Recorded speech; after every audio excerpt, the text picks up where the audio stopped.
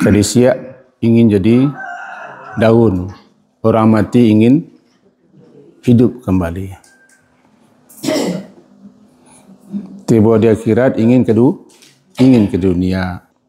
Mustahil.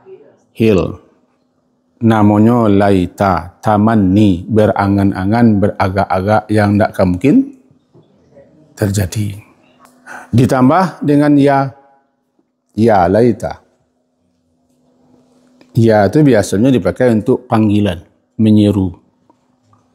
Memanggil, menyeru sesuatu. Wahai, alangkah menyesalnya. Andaikan kiranya. Wahai, sekiranya, andainya. Ni aku. Wahai, andai sekiranya aku. Begitu. Kalau bahasa awaknya, kok mantun dan kepatang.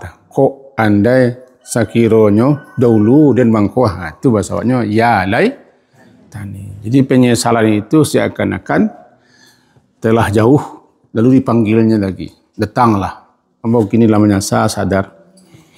Tidak mungkin doh. Alaitan. Anan dia laitani kan. Dan saya membaca.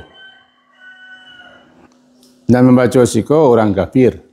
Wa yaqulul kafiru ya laitani. Dan berkatalah nanti di akhirat, tapi kini kita lagi tahu tulo keutamaan, untungan, manfaat, faedah bagi orang yang membaca, tapi bukan sekedar membaca, memahami Al-Quran, sehingga nyolah dapat petunjuk anan lalu terjadi lai nyolah lagi tahu bahawa sesuatu nanti setelah mati di kiamat, tapeknya di hari berisab akan ada nanti yang bilang, yang mengatakan seperti wah, itu orang kafir dan orang yang sama perangai orang kafir. Andai sekiranya aku dulu jadi tanah saja. Kinilah lagi informasi kau. Tapi belum tentu lah yang membaca tahu kau. Sebab ada orang yang membaca saya tidak tahu.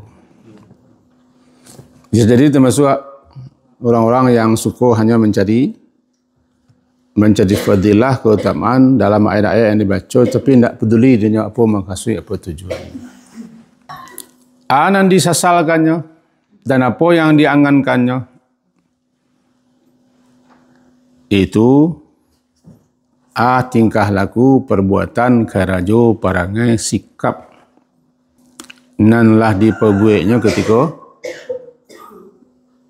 hidup di dunia.